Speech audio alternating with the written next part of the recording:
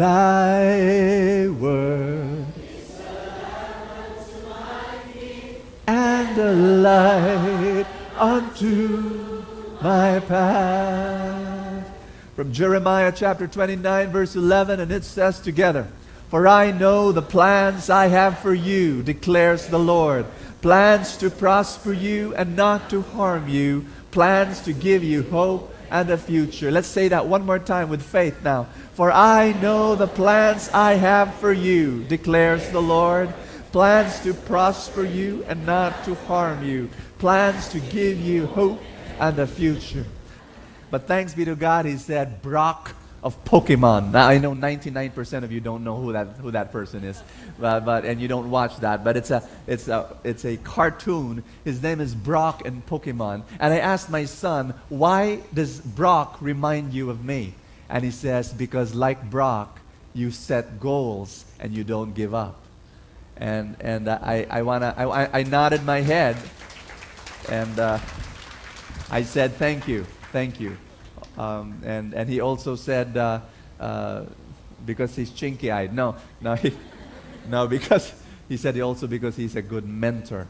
But you know, the reason why I bring you every Sunday, not only to bring you closer to God, not only to bless you, but I want to teach you how to have dreams.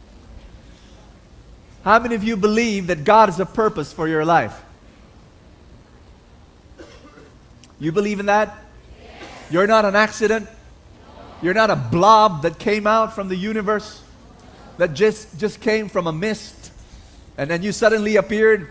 You believe that when God created you, He had an intention, He had a goal, He had a purpose for your life? Everybody say that. God has a purpose for my life. Do you want to know your purpose? Yes. Brothers and sisters, I'm a guy who likes to simplify things. When I teach, I simplify it to the barest minimum because I believe that's where the secret of success is, when you simplify things. If you want to discover your purpose in life, you do not have to read 103 books. You don't have to attend another 300 seminars. You don't have to go on top of a mountain and meditate in lotus position, meditating for the next 10 years, trying to think of how and what is your purpose in life. You don't have to do that. Ask me, how do I know my purpose in life? Just two simple questions. That's all. Two simple questions. Ask yourself this. Number one, what are my core gifts? And number two, what is my passion in life? That's it. Brother Bo, napakasimple naman yan. I think that's too simple. No, it's not. When God created you, He put core gifts in you, and it's for the purpose. You know, and when He created you with a passion to do something, let me tell you my story. I'm sure I've shared this already with you before. When I was a kid, when my teachers would teach in school and in the classroom, you'd see me writing down furiously in my notebook. I'd be just, my teacher would be there teaching, and I'd be there in my notebook, buried my face in my notebook. But I'm not taking down notes. I'm drawing. Now, some of you who have who remember when you were kids, or maybe you'd remember yourself, or maybe you'd remember your classmates doing that. I would draw and draw and draw. I draw Superman, I draw Aquaman, I draw the Flash, and then when I hit puberty, I drew Wonder Woman, and I drew, and you know what happened? After a while, I began to invent my own superhero. He was called Super Kid. And he was someone who knew kung fu and judo. I wrote the whole story in my mind, and I wrote it down. It was my own comic book. And you know what? I remember it was my secret identity. Like I was the one. I was Super Kid, And it was fun just being able to do that as a kid. Well, brothers and sisters, I want you to know that was my core gift. And to this day, I still draw. But here's the difference. The difference is I no longer use my pencil and my paper to draw. Now I use my words, my adjectives, my adverbs, and my verbs, and my sentences, and my paragraphs to draw pictures in your mind. every time I write and every time I speak and preach to you, people ask me that question, Brother Bo, I want to preach like you. Brother Bo, I want to write like you. What should I do? When you write a book, people like it. And when you preach and people listen, they're listening to you. Why? And I tell them why. Because when I preach and when I write, I still draw pictures. I still draw pictures in your mind. And when I preach, you know what I'm saying?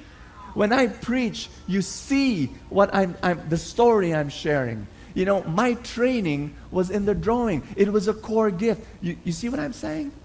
Not only that, I asked myself, what's my passion? Say that with me. Passion. What is your passion? What is the thing that you do that when you do it, you're alive? You know what? Last night, I had fever. I had fever in my body. It was high fever.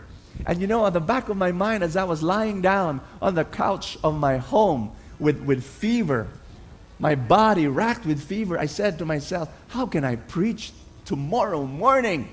Maybe I need to call up another preacher. But then, passion took over. I was inspired by a story that I read that made me say, no, I'm going to preach. I don't care if I'm going to have fever. This is my calling. This is my passion. This is my purpose. And I will preach the gospel. You know what story I read? You want to know what story I read? Yes. It would have been nice to tell you, I read the story of St. Francis of Assisi. I read the story of St. John Vianney or St. John Bosco. When they were sick, they still kept on serving God. No. I read the story of Manny Pacquiao. I read an article about him a few days ago. You know where Manny Pacquiao is right now, right? He's training. I think, somewhere in the U.S. And guess what? In that news article I read, it said there that he had fever. He had high fever the night before. And you know what he did the next day? He trained anyway. He went into sparring anyway. Why? Because of passion. I'm going to ask you that question. What is the thing that God calls you to do that even if you're sick, you'll still do it? Even if there's some problems, you'll still do it. You got what I'm saying? And I was telling myself last night, if Manny Pacquiao, even he had fever, he'll still train because of an earthly goal. Why not me? I'm sick tonight, but I'm going to preach the gospel tomorrow and bless people. Why? Not for an earthly reward, but for a heavenly reward. I want to bless people, and I want to love people that next day. It might be to bless people through your accounting, or it might be to be a businessman, or it might be to be a mother, or it might be to be a leader. I don't know.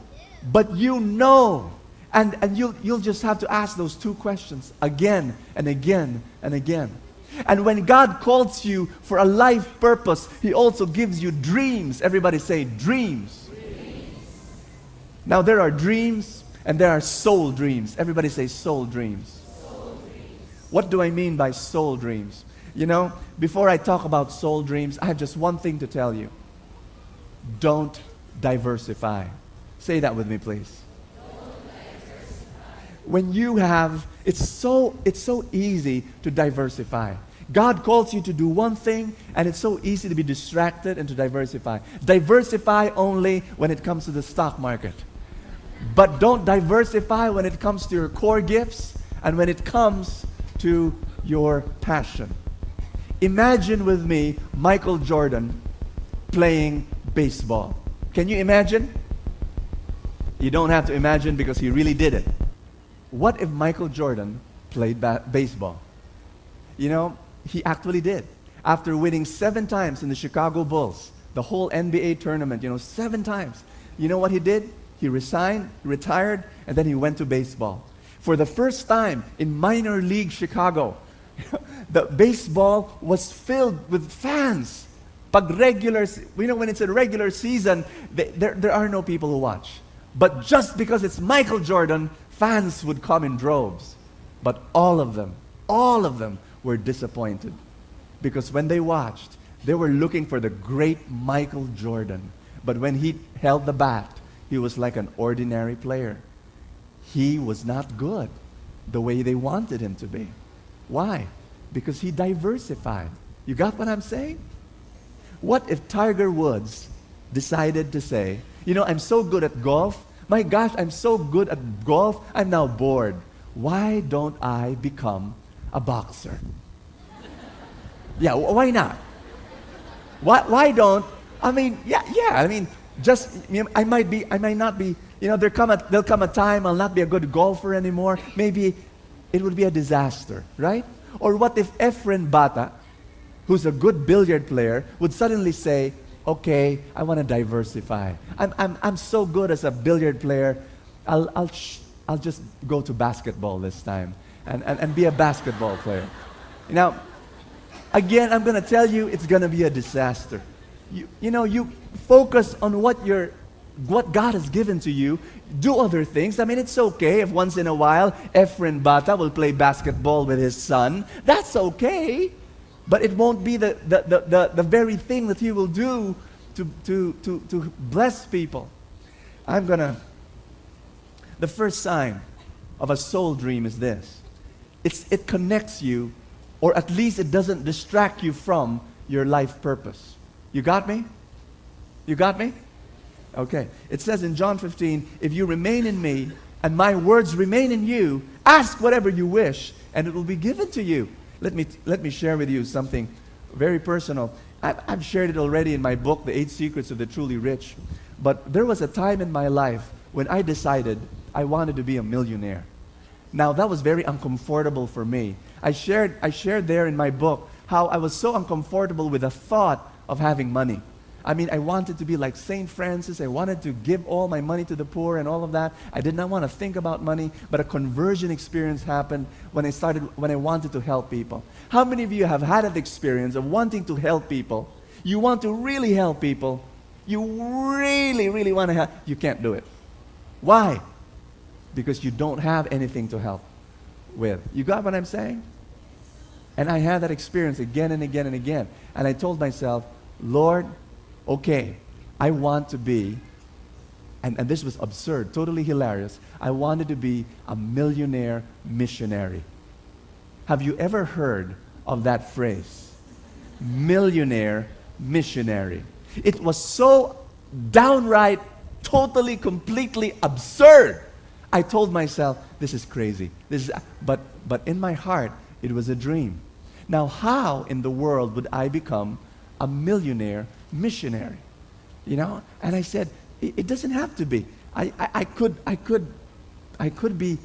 have money and be able to help so many people. And now you come here every Sunday, right? Now, question, do you pay me? No, nothing. I come here and I preach and it's for free, right? Whatever you give in the love offering basket, it doesn't go to me. It doesn't. It goes to the ministry. So I come here preaching for free. How in the world will I become a millionaire? Huh? Parishes invite me for free, Prayer groups invite me for free. How will I be a millionaire? Well, a few years ago, a company invited me. And then after that, many other companies invited me. And they would ask me, Bo, preach, speak to our employees. And I would say, sure. And then they'll ask me, how much? And I said, oh, it's for free. Because I'm used to preaching for free. And so I'd go there, and this is what struck me. I'm there, for example, nice place, Shangri-La, with a chandelier on top. Nice stage. And the company hired an MC. The company hired singers, Jaja Padilla, and great singers. And one time, after giving my 45-minute talk, I sat down to enjoy the singing. And when I sat down beside the MC, it was my friend. And the MC said, Bo, do you know how much that singer was hired? How much they're paying that singer? I said, how much? They're paying her 100,000 pesos to sing 3 songs. Wow. Well, after she sang, I left. And before I left, the HR manager of that company said, Brother Bo, thank you for speaking. It was really a blessing to all of us in the company. And then she gave me an envelope. And I left that place. I opened the envelope, and it was enough for my gas. it was enough for my gas.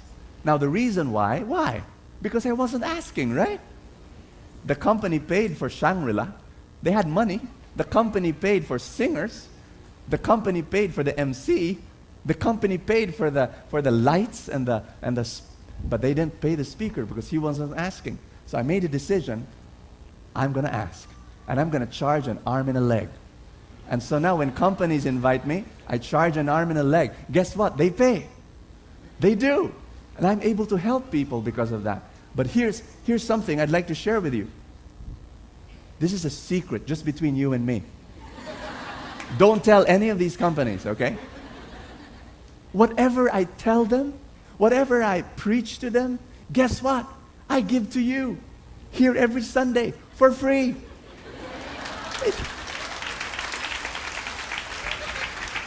And if they wanted to save money, all they have to do is send their employees here every Sunday. I mean, really. But do you see what I'm saying? I haven't diversified. I wanted to earn money, but I did not diversify. I still kept on preaching the Word and preaching the love of God. Now think with me. You think I'm a happy person? Yes. Sign number 4, let's skip 2 and 3 first. But 4th sign is that it makes you happy in the deepest way possible. Do you think I'm a happy person? Yes. Believe you me, brothers and sisters, I wake up every morning and I tell myself I'm going to have fun today. I don't go to work. You think I go to work? No. Every day I have fun. Every day I play. Brothers and sisters, listen to me. Life is short. If you're not having fun with what you're doing, pray and ask God that you have fun. That you do what you're passionate about. Amen? Amen? I was talking to a businessman. He has passion for his business. He loves his business. He loves earning money and he loves selling his product. And I told him, do you work? And he said, no, I don't. I don't. I wake up every morning and I have fun. And I said, that's it. That's what it means. What's your passion? And what are your core gifts? Have fun with it. Tell someone beside you, be happy. Be happy. Find a way to be happy. Find a way. Here's sign number 2. Sign number 2 is that it's your soul dream. Everybody say that again. Soul dream. It's connected to your deepest values. It's connected to your deepest values. Let me tell you a story. When I was 16, I watched the movie of Michael J. Fox, Back to the Future. And when I watched that movie, I saw that Michael J. Fox was riding a Toyota 4x4 pickup. And I fell in love with that car. And as a 16-year-old boy, 17, 18-year-old boy, I said to myself, I'm going to own a car one day just like that. And you know what? I went to my father and I said, Dad, what car will you give me? And he said, no, I'll not give you a car. And I'll just give you a little money, but you have to add to it. And so he gave me 40,000 pesos. I added the little savings I had. I could not buy even a second-hand Toyota 4x4 pickup. So when I was in my 20s, my first car was a puny, tiny, scrawny, underpowered, owner-type Jeep. That was my first car. It was assembled in the backyard. And it had second-hand tires because I could not afford brand new tires. Today, brothers and sisters, I want you to know something. I can buy a 4x4 Toyota pickup. I really can. There's such a thing as down payments and monthly amortization. But it's the last car I will buy. True, I dreamt for it. I really wanted it when I was younger. Now, it'll be the last thing I will buy. Why? Because along the way, I got married. I have a beautiful wife. I've got 2 boys. I've got friends who like riding in my car. Brother Bo, can we hitch? Of course. I cannot tell them, go up the pickup under the heat of the sun. Hold on to dear life. No, I want them. My values have changed. Some of your dreams you will outgrow. You got me? Some of your dreams you will outgrow. And you will realize that there are some dreams that you will not outgrow because they're real, They're rooted in your deepest values. There was this man who was such a miser. He was a greedy, greedy man. And he told his wife, "Wife, when I die, I want all our money to be in my coffin." That was his dream. His dream was that when he dies, every single cent that he had would be buried with him.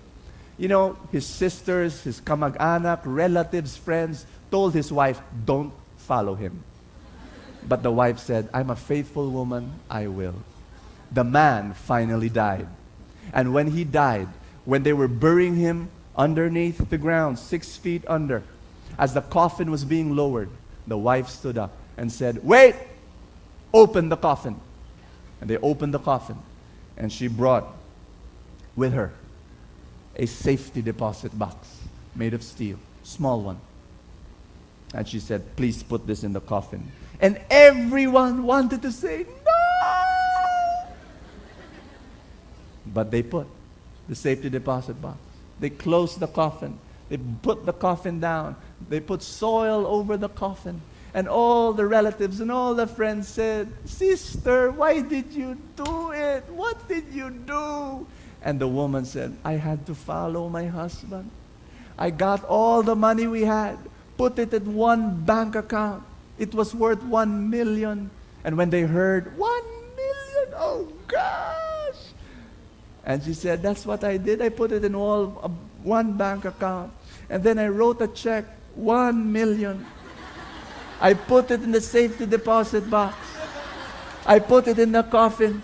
And if my husband needs the money, he needs to go to a bank and cash the check."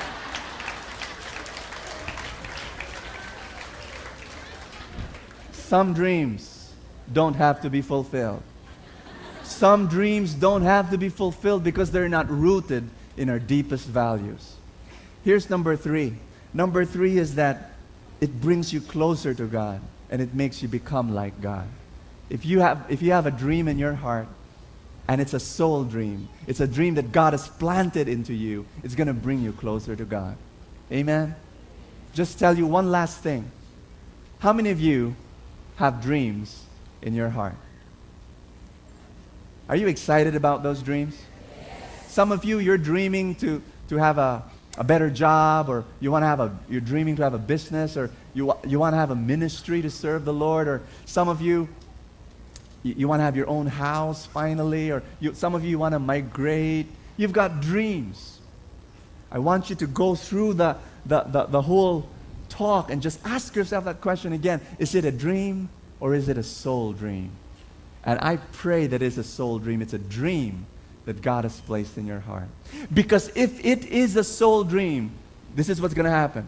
Ask me what? God's resources will flow to you like a river. I'll say that again. When you have a soul dream and you pursue that dream with passion, God's resources will flow to you like a river, like a rampaging, wild, raging river. Blessings will roll down at your feet, begging you to receive them. You don't even have to look for the blessing. The blessing will come. That's my experience. I will tell you, that's my experience. Just one story. I can share with you 100 stories. In 1995, we built Anawim, our ministry for the poor. My dream was to have 10 homes on that property. We did not have any money. I went to our contractor and I said, "Can you build 10 homes?" He asked me, "How much money do you have?" I said, "We have 200,000 pesos. And he said, "We can't build 10 homes with 200,000. And he said, "Every week I'll give you money. How much money do you need? Just start building." And he said, "Well, I need about maybe 75,000 pesos a week." During 1995, that was pretty a lot. And he was just going to build bamboo huts, nothing concrete, very cheap. And he said 75,000 a week. And I said, "Fine, we'll give that to you." At the back of my mind, I was saying, "Oh God, 75,000 a week." But that happened. In 8 months, we were able to build 10 homes and money came. You attract God's resources when you have a soul dream, when you pursue your dream with passion. Amen?